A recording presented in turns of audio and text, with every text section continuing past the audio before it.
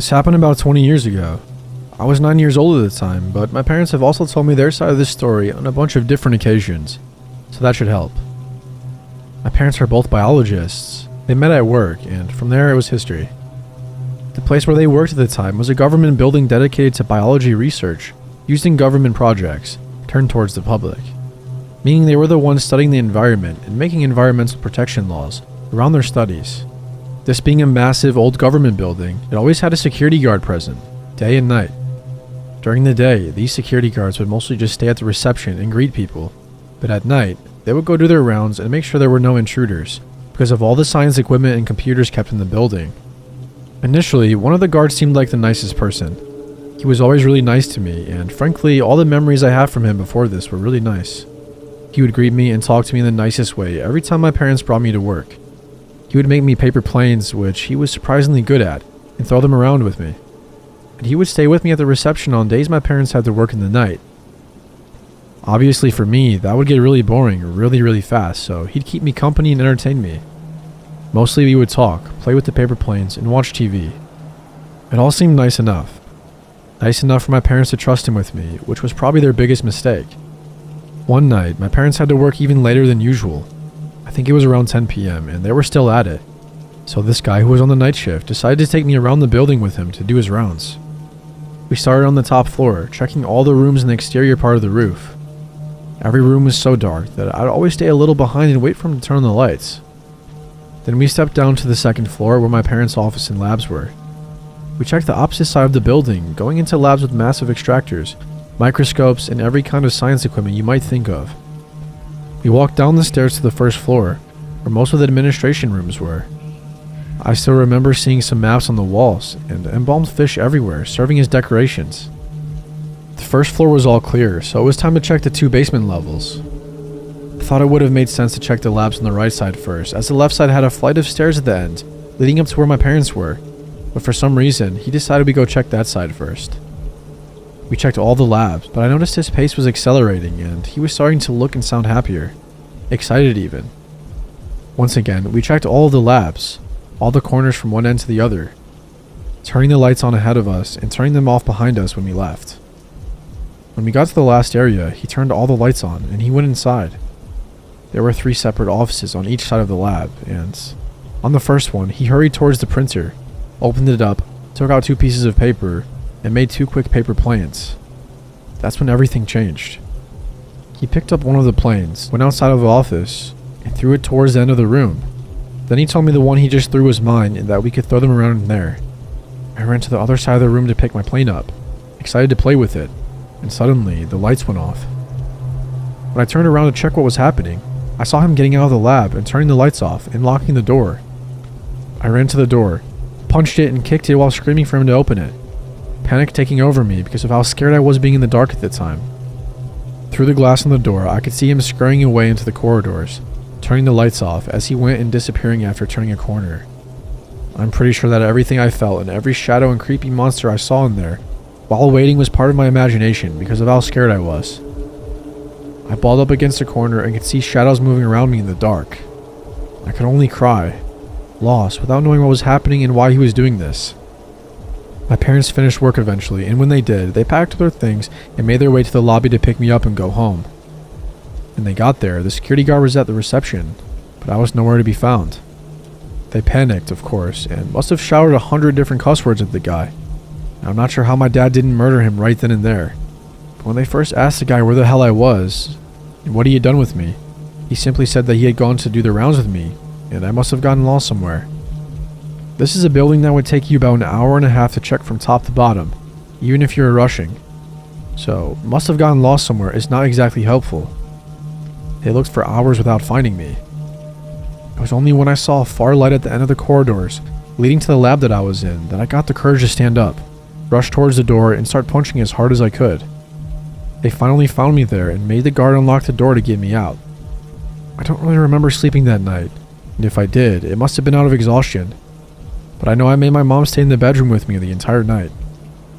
Of course, my parents made a complaint against the guard, and when they did and the guy started being investigated, he was actually fired and arrested. Not because of locking me away where he probably hoped no one would find me, but because he had been partnering up with criminals to steal computers and equipment from the building to sell in some shady market, along with the information in the hard drives and make money off of it.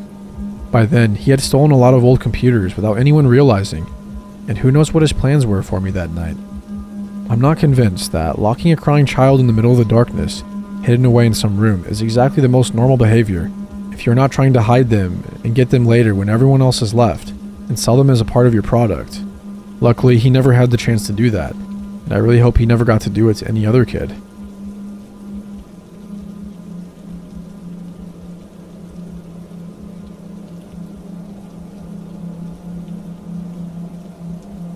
About 3 years ago, I, 21 female, was a waitress during the height of COVID.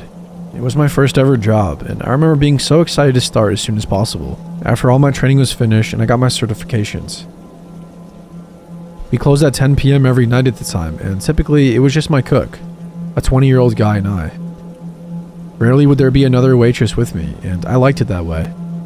I always worked better alone, and I didn't really get along with most of the other waitresses anyway, so it was actually nice. I can remember it was near the end of my time there that this experience happened, and I'm really happy I had the circumstance I did at the time. I never could really trust my gut very much because I had mild anxiety and couldn't tell if what I felt half the time was valid or not.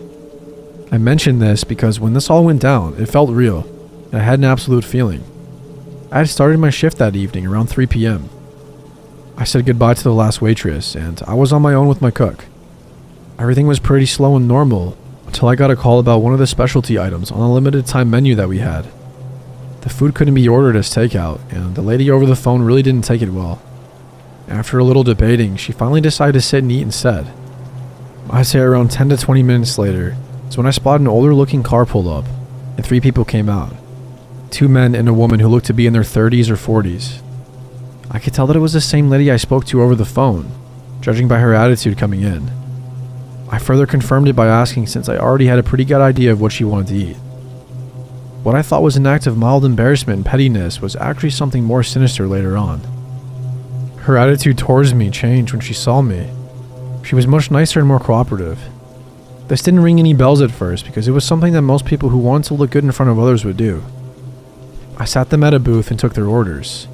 I noticed they had a red binder and a black pen. Remember this. I then went to tend to my other customers, as there were a couple other tables I was waiting on. Once I brought their food out to them, they asked me if I knew any realtors. I found this to be fairly normal, as this being a tourist vacation state it wasn't uncommon for outsiders to be looking for a getaway home.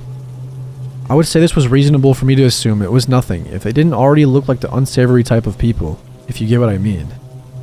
Nonetheless, I gave them the phone number of a realtor I knew closely, since I often went to church with her. There weren't any other notable interactions I really had aside from occasional small talk if I wasn't doing anything or refilling their drinks. It was around 4:30 p.m. now, and they were the last of my tables to leave the restaurant. If any of you are in the food industry, you know that as a server you don't really get breaks. Just a lunch most of the time, and sometimes not even that if it's super busy. So my cook and I took this as an opportunity to take a well-deserved break. We walked out behind them and had a small chat with them. I should mention by now that the front of the restaurant had a disabled ramp coming up to the doors. It was long because the building was on a raised foundation. This is important. Now, I didn't really notice it at the time, but one of the men took my cook to the other side of the ramp, down near the end, and was chatting with him over a cigarette. I was behind the railing at the top of the platform where the ramp plateaued. Luckily, the other man and the woman were on the other side of the railing, about 5 feet below, but in front of me. We were having some small talk, and they started to ask some personal questions, such as if I lived in the area, if I smoked weed, how old I was, etc. I hadn't quite learned yet that telling strangers such personal things wasn't a good idea. However, this for some reason was starting to raise some red flags. I gave very vague answers to all of her questions as best as I could. Unfortunately, they still persisted in trying to have some sort of communication with me outside of my work, whether or not I said no.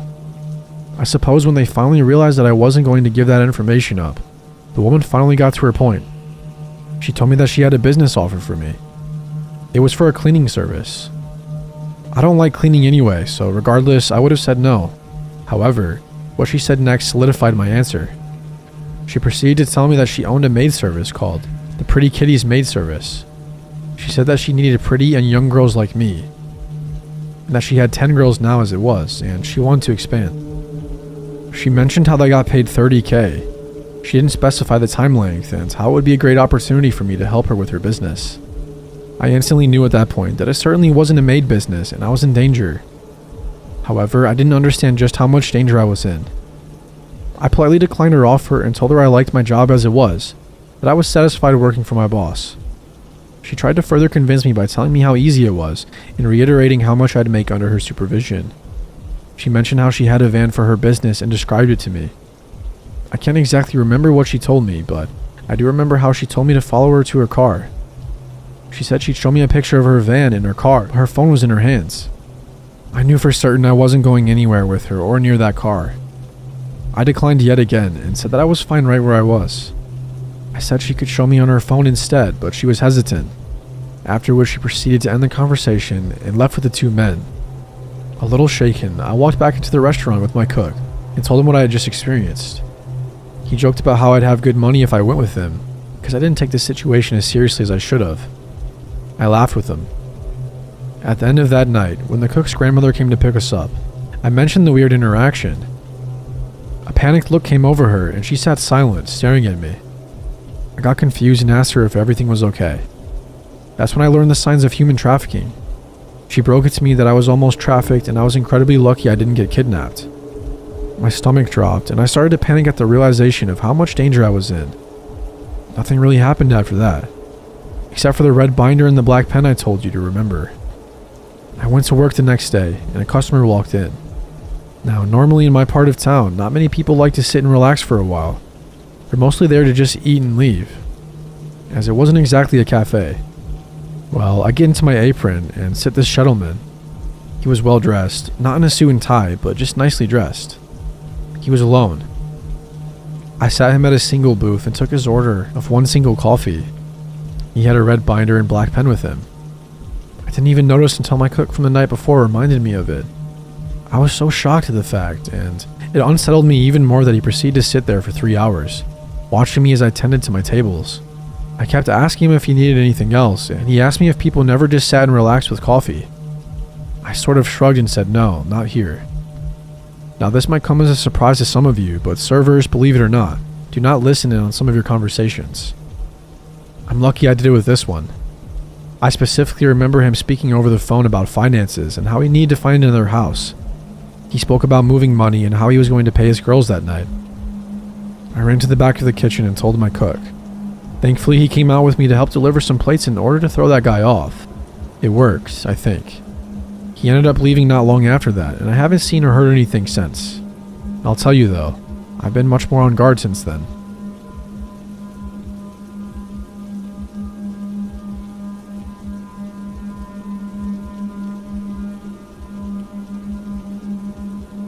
Back in 2013, I had to go out and find an internship to be able to progress in my education. But at the time, it proved to be almost impossible to get one. So, while I was looking, I decided to take another job just to make sure we had food on the table. I found out a friend of my fiance's family had his own handicap bus company, a kind of taxi service for wheelchair users or otherwise disabled people. And he needed someone to cover the night shift since it was a bus that had to be on call at least 22 hours a day. Seeing that I'm quite the night owl, I immediately told him that I'd be happy to take the job. And after I got the needed license, I was hired. The job was pretty basic. Pick up people and drop them off where they needed to go, and sometimes use a machine to get wheelchairs up or down some stairs. And when there were no trips, I drove to a designated area and did whatever while waiting. I quickly found a truck stop in the area where I could park and catch some Z's while waiting. There was a gas station where I would buy coffee in the early hours of the shift, and on the other side of the gas station's parking lot, on the opposite side of the truck stop, there was a rundown restaurant with a motel connected to it. To not disturb the sleeping truckers, if I got a trip in the middle of the night, I usually parked on the restaurant side. After parking there every night for a while, I noticed one particular room had a lot of people come and go. In the beginning, I thought nothing of it. But then one night, at the end of the summer, while I was half asleep with the windows slightly open, I suddenly heard yelling coming from the motel, and a dude came tumbling out of the room and started running. And a few seconds later, a big dude came running after him with something in his hand. I could not make out what it was. I thought that it was none of my business and I went back to my half-sleeping waiting stage. Not much time passed and my phone went off. I had a trip an hour's drive away, so I turned on the bus and was leaving the parking lot when I saw the big guy coming around the corner. The rest of the night, I had back-to-back trips, so I didn't park until I got home. The day after, I didn't get a return to home zone until 2 or 3 a.m. When I arrived at the parking lot. The area where I used to park had fist-sized rocks strewn all over the place, not connecting the dots at the time. I just parked a few spots over and started waiting. I fell asleep pretty fast, but I was jerked back into reality when a car right in front of my bus honked its horn, flashed the high beams, and revved its engine. I thought it was just some idiot who noticed me sleeping and found it funny trying to make me shit myself, so I jumped out of the bus to tell him to fuck off. But instead of driving off or stopping, the driver made this start brake thing with the car indicating that I was the one who should fuck off. And then I connected the dots. Not wanting to seem like a pushover, I stood still and stared at the car. Not that I could actually see anything with the high beams almost blinding me. And after what seemed like a really long time, but must not have been more than 30 seconds, the car drove off. After that, I decided to park near the trucks from then on.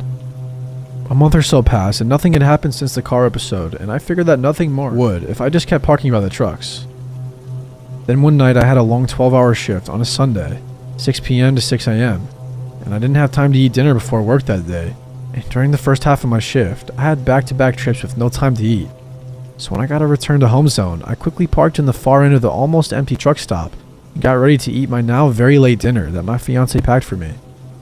I wanted to watch some TV on my phone while eating, so I sat with my back against the driver's side door and got comfy. While turning my back to the door, I accidentally hit the door lock with my elbow. But that was my luck. As I was sitting there scrolling Netflix on my phone and heard the clack of the door handle behind me smack back in position, I quickly turned and saw a dude with a hood over his head quickly crouching and proceeding to lay down on the ground and crawling under the bus with a big-ass kitchen knife in his right hand. I quickly got up and made sure the other two doors were locked, and then I looked in all directions to see if I could still spot him. He was still under the bus, and I was sure as hell not jumping out this time, since the knife made his intentions pretty clear. I turned on the engine, turned on the spots in the back of the bus, and looked around to see if it had scared him off. And lucky for me, it did. I saw him run off and into a bushy woody area at the end of the truck stop. I never parked at that truck stop again after that night. I made sure all the doors were locked every time I was parked.